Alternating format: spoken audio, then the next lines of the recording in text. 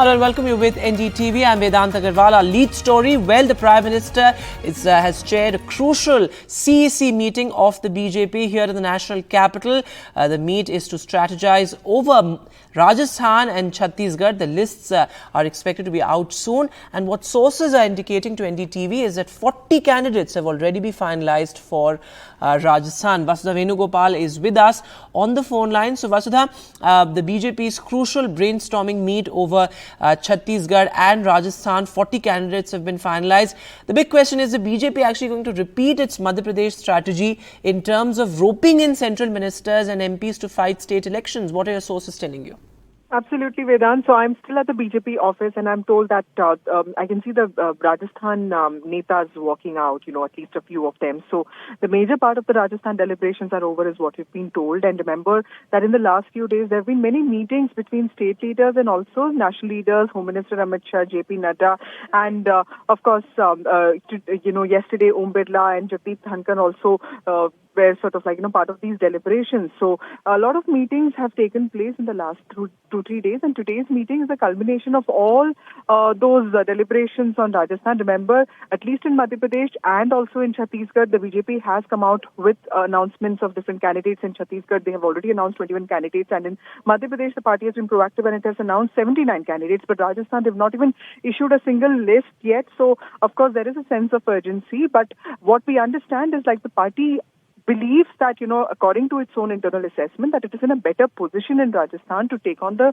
Gehlot government because, the state also has a political tradition of changing governments every 5 years, but its own fault lines and divisions are something that it wants to really address and sort of put its house in order. So what we understand right now is 67 tickets have been discussed and around 40 could be finalized. But remember that there is also the Shraddh and Pitru Paksh going on, and BJP does look at these things. So the list could possibly take some more time. Remember, this MPCC meeting was also held on 16 September, but the list finally came out on 25th of September. So consultations are the way forward. And in Rajasthan, because it's also the battle of smaller margins, and rebels and independents actually, create more damage, the party is going to be far more careful.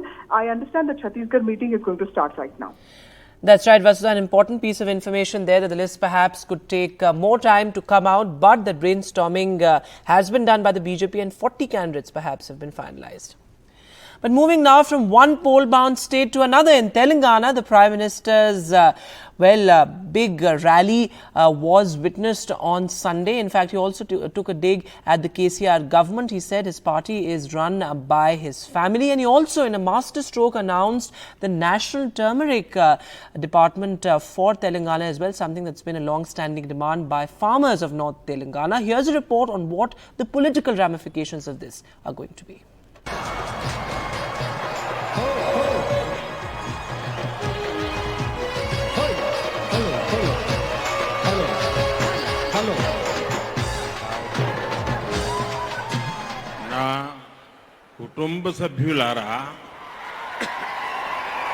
Wooing Telangana Modi style. Prime Minister Narendra Modi said at a public meeting in Mehboob-Nagar that the people of Telangana wanted a change to BJP rule from what he called the rule of dynastic parties, the BRS and the Congress. कि तेलंगाना के लोगों ने बदलाव का अपना इरादा पक्का कर लिया है। तेलंगाना बदलाव चाहता है क्योंकि अब राज्य में भ्रष्टाचार नहीं, पारदर्शी ईमानदार सरकार चाहिए। तेलंगाना सरकार कार की है, लेकिन उस कार का स्टीयरिंग किसी और के पास है। इन दोनों ही फैमिली रन पार्टी की पहचान करप्शन और कमीशन से है। BRS working president K.T. Ramarao said they were indeed a family party of the 4 crore people of Telangana. Modi వచ్చిన ప్రతిసారి ఒకటి మాట్లాడతాడు, కేసీఆర్ కుటుంబ పాలన అంటాడు. బరాబర్ చెప్తున్నా అవును, మాది కుటుంబ పాలననే. బరాబర్ చెప్తున్నా అవును, కేసీఆర్ 4 కోట్ల మంది తెలంగాణ ప్రజలు మా కుటుంబ సభ్యులే, వాళ్ళందరి కుటుంబ పెద్ద KCR. The Prime Minister announced what has been a long-standing demand for a national turmeric board in Telangana. National turmeric board supply chain में वैल्यू एडिशन से लेकर इंफ्रास्ट्रक्चर के कार्यों तक किसानों की मदद करेगा. The setting up of a national turmeric board is the fulfillment of a promise that the BJP made in 2019 when the BJP's Dharmapuri Arvind defeated KCR's daughter Kavita from Nizamabad, which is really ground zero for turmeric farmers, and where in fact the Prime Minister will be addressing another public meeting on Wednesday. Also 800 crore rupees for a new Central Tribal University at Mulugu to be named after Samakka Saraka, locally revered deities. He blamed the BRS government for delaying allotment of land for the university. मुझे अफसोस है कि यहाँ की राज्य सरकार central tribal university के लिए जमीन देने के काम को 5 साल तक टालती रही. ये दिखाता है कि तेलंगाना सरकार को आदिवासी हितों की, आदिवासी गौरव की कोई परवाह नहीं है. The Prime Minister launched 13,500 crore rupees worth of road and rail projects, dedicated oil and natural gas pipelines, virtually flagged off a train connecting Hyderabad and Raichur, and also virtually opened 5 new buildings of the University of Hyderabad. In Hyderabad, with camera person Nagraju, Uma Sudhir, NDTV. So BJP versus BRS playing there in Telangana. But moving now to the other big headline. Well, in Manipur, after protests over the killing of 2 students, now the CBI has arrested 4 people and detained 2 minors as well in this particular case. In fact, sources have said that these people, especially some of them among the arrested, were linked to insurgent groups as well. And now what we see playing out in Manipur is that there's a shutdown that's been declared by tribal groups in Churachandpur. That has been one of the epicenters of the violence, and mobile internet and broadband internet, the shutdown over them has been extended by 5 days in the state as well. एक break through हुआ है जो जहाँ में जो एक student, 2 student, एक लड़की और एक लड़का को जो हाइनेस क्राइम, उसको मर्डर किया था, पकड़ने के बाद में उसको हम लोग ने अभी तक नहीं पकड़ सका था. लेकिन कल परसों से honourable union home minister Amit Shah ji ने वो एक सीबीआई का स्पेशल डायरेक्टर को अलोंग विद 5 से सीनियर ऑफिसर यहाँ भेज के कैम करके रखा है. और कैम करने के बाद में with the support of the Indian army और पैरामिलिट्री फोर्सेस, असम राइफल्स और स्टेट पुलिस कंबाइंड टीम करके आज 4 एक्यूज पकड़ लिया है. और ये बहुत बड़ा अचीवमेंट है. Well, to be very precise, 4 people have been arrested and two are detained, and they are minors. Now, CBI have arrested them, and all of them have been flown from Imphal to Guwahati, the regional headquarters of CBI. That's what sources are telling us. In fact, it was a very swift operation that took place in Churachandpur district of Manipur. Remember, there have been a lot of outrage over photographs that have gone viral, which are supposed to be dead bodies of these 2 students who had been missing since July 6, and then there were pitch battles on the streets for the past 3-4 days with students and security forces. And this was an operation, what we are given to understand, where the CBI was helped by crack team of Manipur police, led by a senior officer and a unit of Indian Army. And among the 4 people who have been arrested, you have 2 women, 2 men. There are 2 minor girls who are also detained in this case.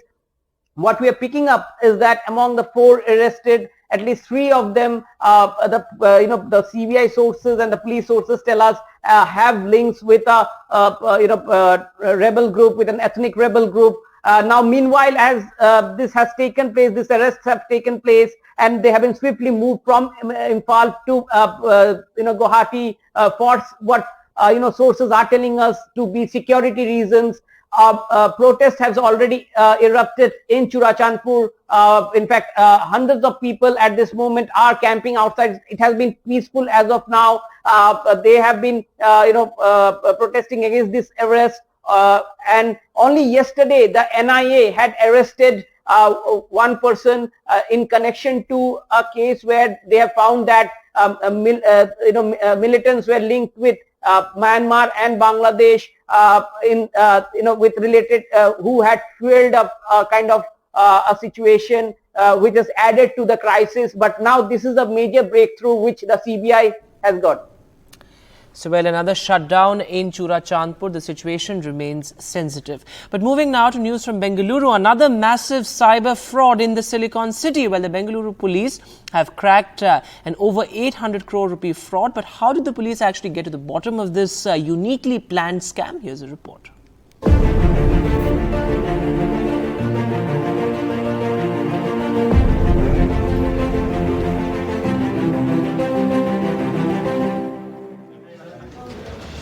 A mega 854 crore rupees cyber investment fraud busted by Bengaluru police. 6 accused have been arrested, but 3 masterminds are still on the run. All 9 are from Bengaluru. Thousands of ordinary people cheated of their investments, ranging from 1 lakh rupees to 10 lakh rupees in India's IT capital. Police have managed to recover barely 5 lakh rupees till now. The cyber criminals have cheated certain individuals by luring them with high rate of interest for the money they deposit with them, and they have contacted these persons through WhatsApp and Telegram social media groups, and then they have befriended them and they have gained their trust and started asking them to deposit the amount. In Bengaluru city, 17 such cases have been registered in different, nearly about 5,013 cases have been, similar cases have been registered across the country. Police say the accused lured victims through WhatsApp and Telegram. Victims were promised daily profits based on their investments. Victims were promised 1,000 rupees to 5,000 rupees of daily profits. The accused then deposited the money by the investors in different bank accounts. Consolidated amount was then transferred to money laundering accounts. Investors could never receive refunds on their withdrawals. Police say the total amount of 854 crore rupees was dumped into various online payment modes through crypto, payment gateway, gaming apps, among others. With Nihal, Sneha Koshi for NDTV. So, well, another cyber fraud there, and the modus operandi is changing. We'll take a short break now. News continues on the other side.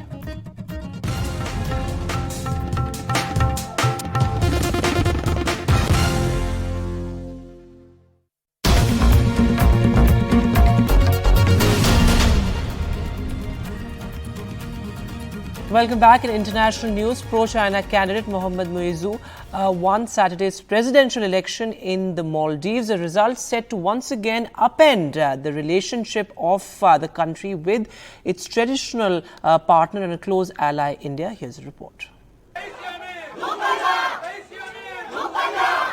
Pro-China candidate Mohammad Muizzu has won the presidential election in the Maldives after a second-round runoff against incumbent Ibrahim Solih. The win comes in the wake of a political campaign that saw geopolitics being brought into the center stage. Muizzu won 54.06% of the vote in the runoff contest, with Solih conceding defeat late on Saturday. PM Narendra Modi congratulated him and said that India remains committed to strengthening the time-tested India-Maldives bilateral relationship. Pleasantries aside, the big question is how will this win impact India and the Indo-Pacific? The India Out campaign led by Muizzu means a pivot by the island nation to China. This is a departure from incumbent President Solih's foreign policy towards India.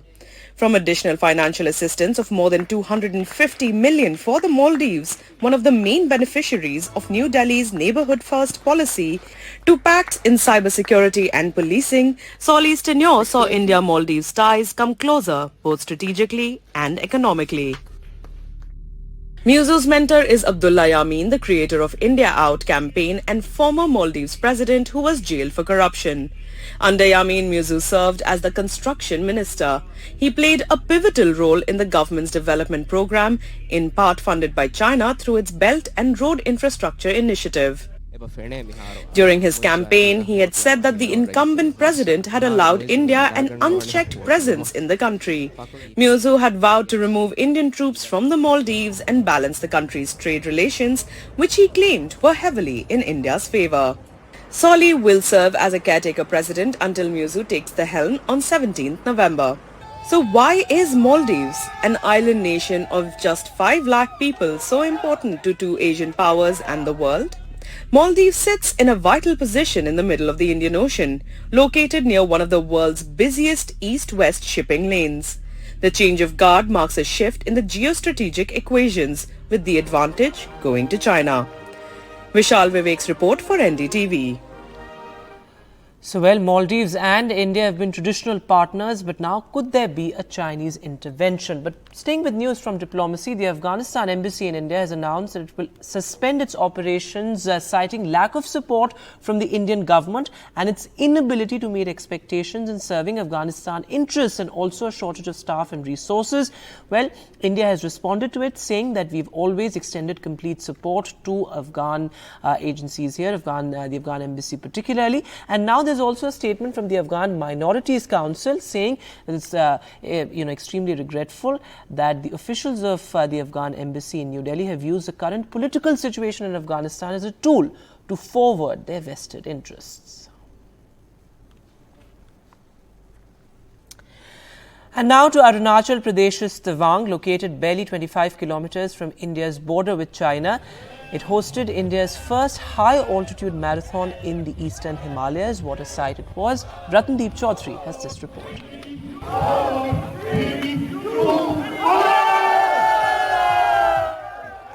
44-year-old Arunachal Pradesh Chief Minister Pema Khandu, the youngest of all chief ministers in the country, running a landmark high-altitude marathon. At an altitude of over 10,000 feet, this is the first of its kind marathon and was flagged off on Saturday morning by Union Minister Kiran Rijiju. It's very rare that marathon is being organized at the height of 10,000 feet. It's very beautiful. You see the landscape and the entire arrangement. The Indian Army and Arunachal government both have collaborated very well. Tawang के लिए ये historic event है क्योंकि state government along with Indian Army पहली बार high altitude marathon जैसे हम लोग यहाँ खड़ा है इट्स इन 10,000 फीट तो पहली बार यहाँ पे मैराथन ऑर्गेनाइज किया जा रहा है। इसमें देखा गया है कि खास करके जो फीमेल जो पार्टिसिपेंट्स है वो काफी तादाद में यहाँ पे अक्रॉस द कंट्री यहाँ पे आए हुए हैं। That's very inspiring for rest of the youth. This marathon is a brainchild of Indian Army, executed with the help of Arunachal Pradesh government, with around 2,500 people taking part. North east को और अरुणाचल को जो marathon map of India है उसमें लाना है क्योंकि यहाँ के लोग दौड़ते हैं, they take part in this sport, लेकिन इनको कहीं और जाना पड़ता था। जो मैसेज लोग इससे ड्रॉ करना चाहते हैं वो ऑटोमेटिक है। इस इवेंट के साथ उसका कोई रिलेशन नहीं है क्योंकि अगर कोई इसको इसका कोई रिलेशनशिप कोई ड्रॉ करता है तो यहाँ की वाइब्रेंसी है। ठीक है, जो बॉर्डर एरिया है उनका डेवलपमेंट जरूरी है। The Tawang Marathon isn't just a treat for the extreme sports enthusiast. It is also a subtle strategic message to neighboring China. The country lays claims over the region, which saw a standoff between India and China last year. More recently, Union Sports Minister Anurag Singh Thakur cancelled his visit to Hangzhou for the opening ceremony of the Asian Games after China refused to issue visas to Wushu players of Arunachal Pradesh. With camera person Nakul Rabha in Tawang, Ratandeep Chaudhary, NDTV. So, well, a rare sight indeed, and an important message being sent out by India. That's all the time that we have on this bulletin from all of us here. Goodbye.